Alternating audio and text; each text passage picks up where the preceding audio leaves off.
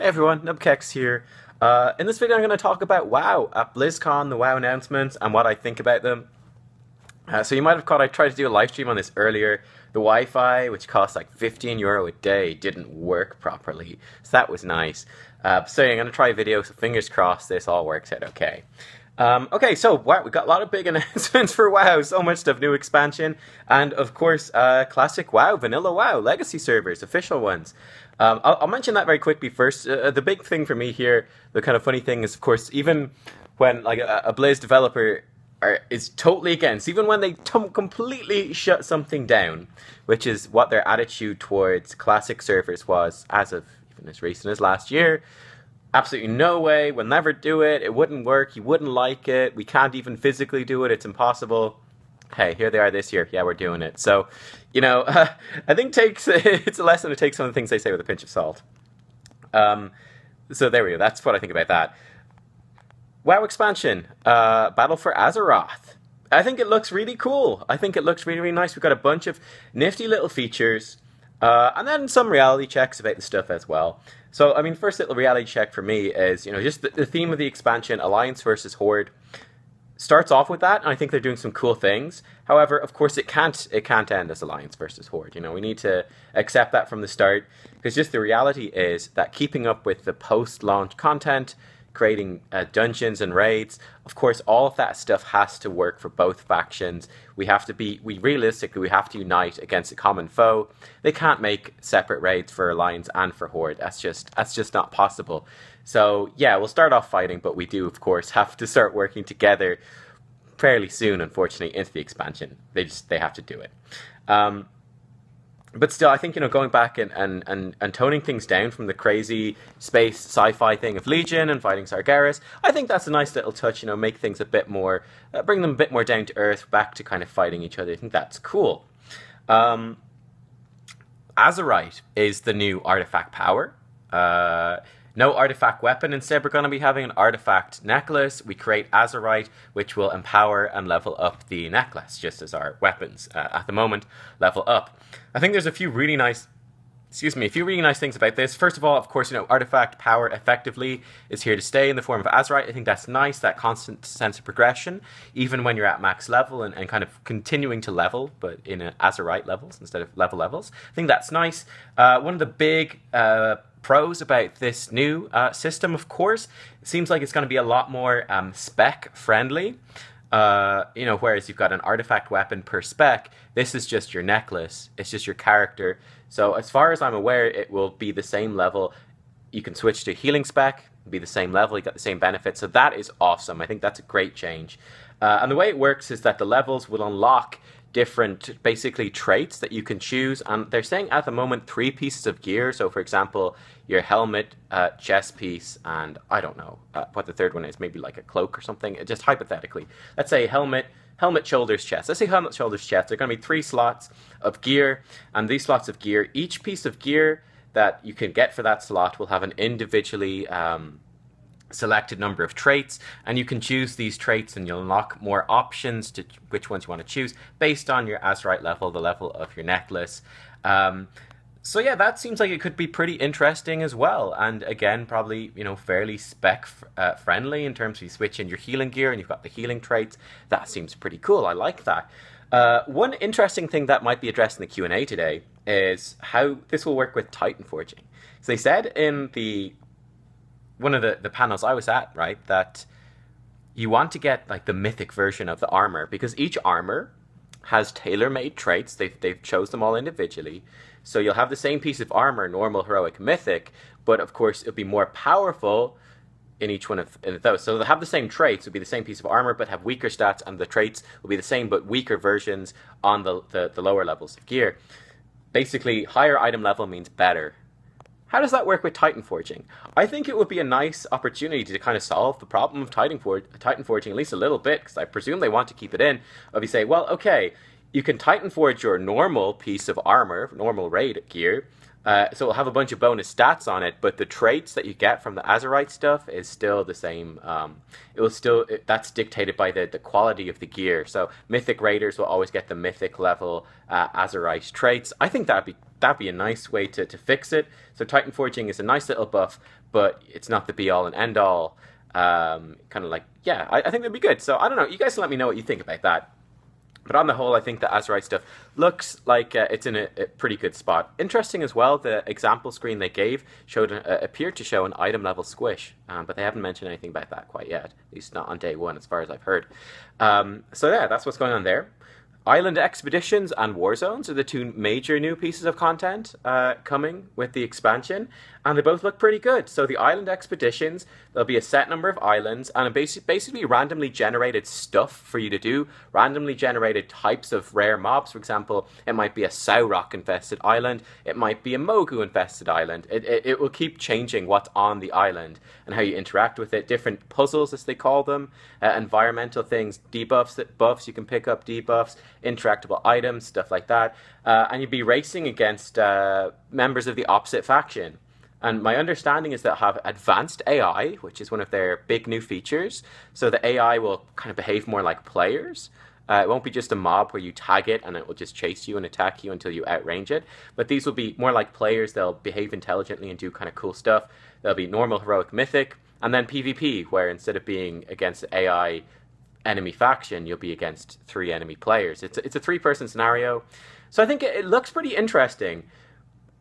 A few things that concern me, of course, while they showed a couple, like one was Ruins of a Ghanaian City, which looked amazing. It looked so good. The concern, the big question, I think, is, will we get bored of these islands pretty quick if we're doing this stuff over and over again? But if it works well, it could be fantastic, and they can add more stuff to it and get lots of replay value out of it, so that might be nice. Of course, it'd be interesting to see how the AI actually works. Question, like, how does the PvP rewards for that version compare to the PvE, as it were, rewards? These are all pretty big questions. For me, as well, one of the big concerns is... balance, I think, is a big concern. They've done scenarios, they've done 3v3 before in Mist of Pandaria. It didn't work out all that well and they scrapped it. Now they're basically bringing it back as this kind of more open world type dungeon. It's basically what they are. Will it still work? They say they want it to be role agnostic, which means that you can have any 3 people, any spec or whatever go in. But the reality is, I mean, Blood DK is going to be OP, isn't it? It's got to be. Tanks are going to be the strongest, and Blood DK's Vengeance Demon Hunter is probably exceptionally strong. I just don't see how Blood DK wouldn't be. So, yeah, I don't know. That's one concern there.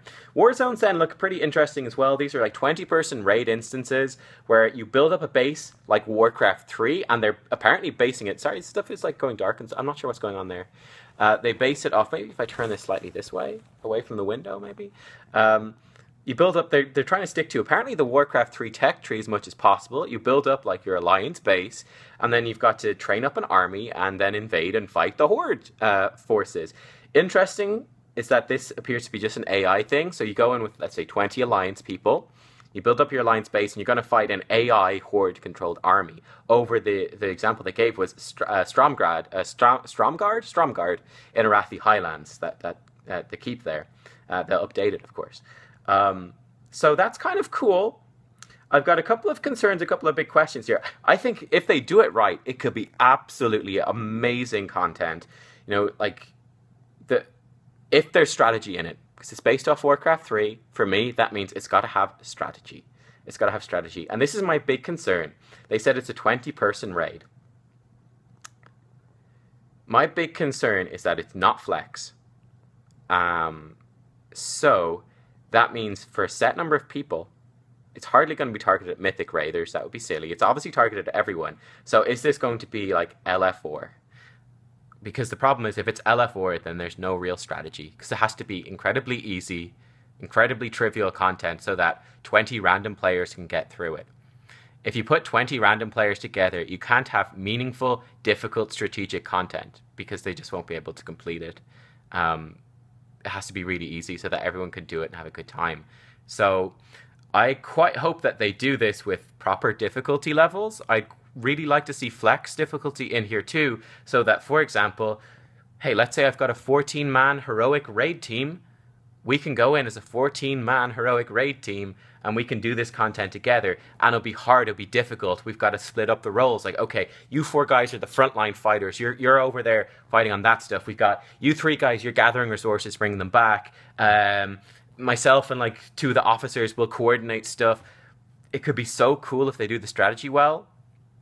My concern is that it will be like LF4 difficulty and the strategy is going to go out the window. But I see huge potential for this sort of stuff. One other minor concern is that obviously it'll be much like Garrisons in terms of Alliance and Horde.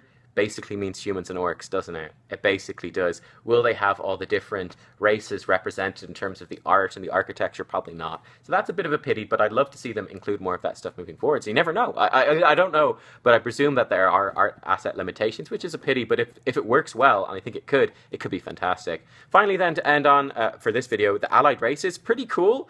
Interesting stuff here. So there's going to be 3 allied races per faction.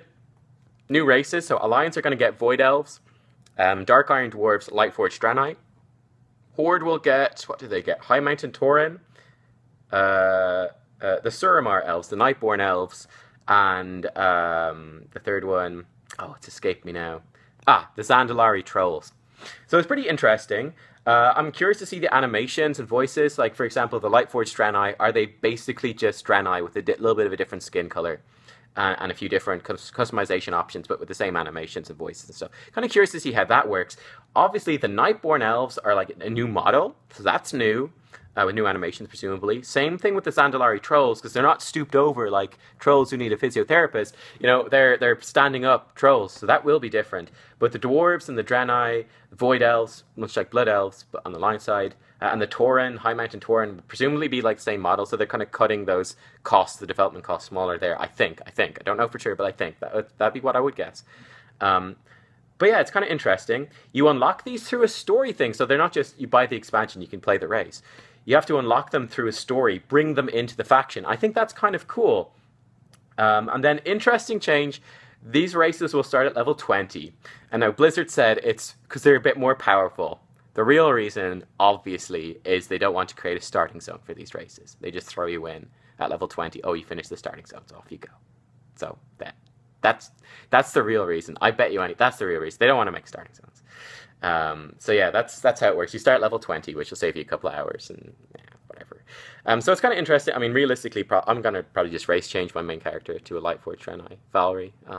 Because I think it suits her. I think it's cool. But we'll see. It'll be interesting to check out those customization options when we hear more about them.